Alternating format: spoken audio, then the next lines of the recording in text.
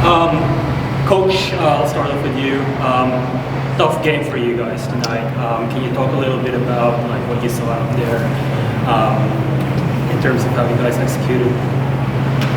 Yeah, look,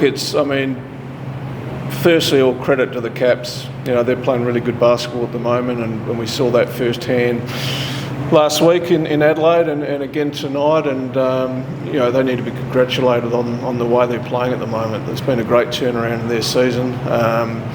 This is a tough one for us. It's bitterly disappointing. We've seen how even the competition is, and how different teams are beating everyone else, and this is one that we don't have any penciled in, but this is one we would have liked to have got, especially after losing to them last week. I think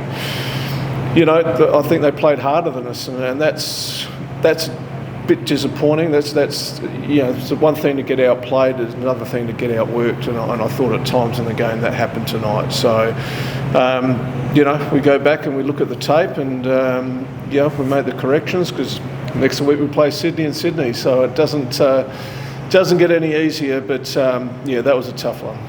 When I think just about maybe a month ago, the team Adelaide seemed to be rolling. You guys, I think, went on a 3-game winning streak, but over the past 4 games now, it's been a bit of a rough sailing for you guys.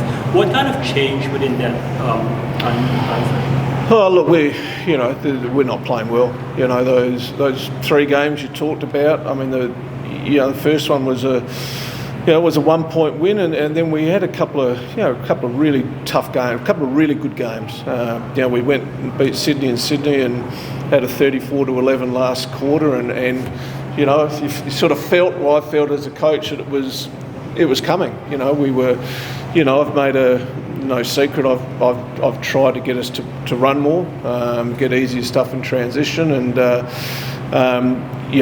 that worked in Sydney. We were running at the end of the game, and we were able to run over the top of them. But we're not doing a lot of things consistently at the moment, then you start to compound the problem.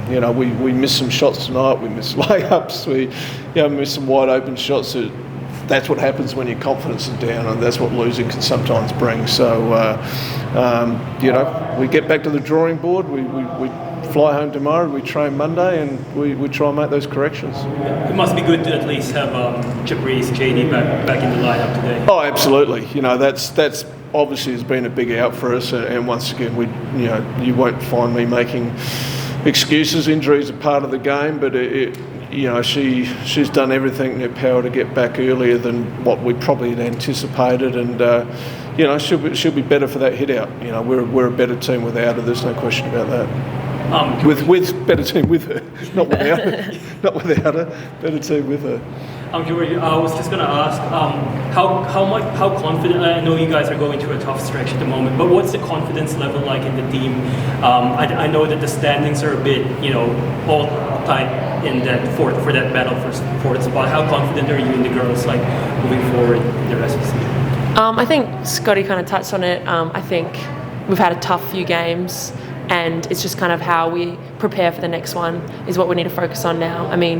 We can't let the losses define the rest of our season. So I think we need to focus on the next stretch of games and take one game at a time, and that's what we can do to battle for that fourth spot. As you said, it's up for grabs right now.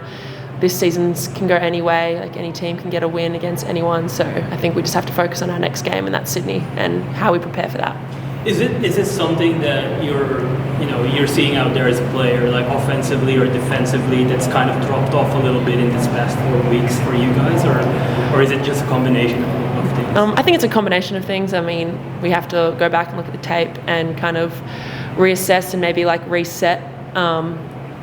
We've had 2 losses to the same team, and then we've had 2 tough losses to 2 of the top teams. So I think how we react is going to be really important. Defensively, offensively, I think defensively we're a good team. Offensively, we might need to make some adjustments, and like Scotty said, we want to run, but we also need to look at when we don't have that, what we can do. Do you think that in a way, obviously you guys have had a coaching change in the middle of the season. Has that kind of like affected a little bit of the flow of the season for you guys? Yeah, I mean, it's disruptive, but I think that we stick together as a team, and I don't think that shouldn't impact us as a group. We want to battle for each other. So I think in the end of the day, like as long as we stick together, no matter, like hopefully we can be successful for the rest of the season. But yeah. Scott, you've obviously coached NBL before, and now you're coaching WNBL. What kind of differences do you see between the comps and between how you handle the team, handle the players? Is there any difference for you? Oh, there's certainly differences, but I'm really loving the challenge. It's something that if you said to me 6 weeks ago, I'd be sitting here talking to you, I probably would have laughed, and it was just an opportunity that when myself and my family spoke about it, it was something that we grabbed with both hands, and I'm loving it's a great group. They're a joy to be around on a day-to-day basis, and I think part of it is I'm disappointed for them that we're not getting the results that we would like to get, but it's certainly when you've this time last year, we're playing in Sydney in front of 17,000 people. It's there's obviously the differences, but I think when you start talking about the professionalism, the way the girls approach the game, what they bring to training sessions and weight sessions as individuals is on par with the guys. I find them actually probably a little easier than the guys, to be honest with you.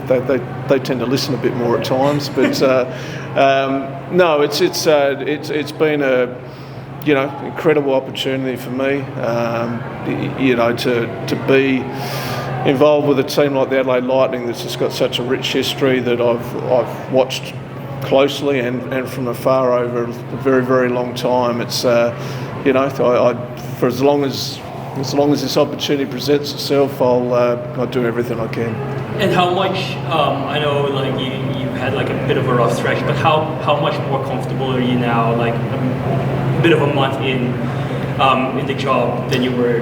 Yeah, well, I said at the start. I mean, it's going to take a few weeks to earn trust on both sides because we don't know each other. But I feel that's happening now. I think we are getting to know each other, and that just happens. That happens with time, obviously, and on the training track and being around each other. So look, I'm very comfortable in my own skin with what we're doing. We just need to turn a corner and get our season back on track. And same question for you, Jordan. How much more comfortable is the team now around Scott? Well, she's already calling me Ninny, which is my nickname. So she's settled in pretty comfortably with me. So I mean, Scotty said it takes a bit to build trust, but I think we've got a good group, and Ninny is a lovely human being. So I think it's not hard to adapt with a new person around, someone that's willing to want to see success for the team. So it's been good. Georgia, just a quick question on your own development. I'm super happy to see you're getting more minutes with Adelaide. Can you talk a bit about your development journey from last season to this season and getting more minutes and being able to consolidate really nicely in your play? Yeah, sure. I think I had a pretty good NBL one season, a lot of success over in the NBL 1 West, and was able to develop a lot there, and so obviously got an opportunity this year. I think in pre-season stuff, going against Bornie and Breezy, they're such good players, and getting to battle against them every day is really helping me develop. So I think that's kind of something that I like to grasp onto in training as well, and then just seeing what opportunity presents itself in the game, and seeing what impact I can have, whatever my role might be. And I think that's how I'm developing. The opportunity that presented itself tonight was you were matching up against 3-time WNBL champion Abby Bishop. It looks like you two were having a great time out there. How did you adjust to that when the league only found out yesterday that she'd be rejoining us both as player and coach? I think it's hilarious.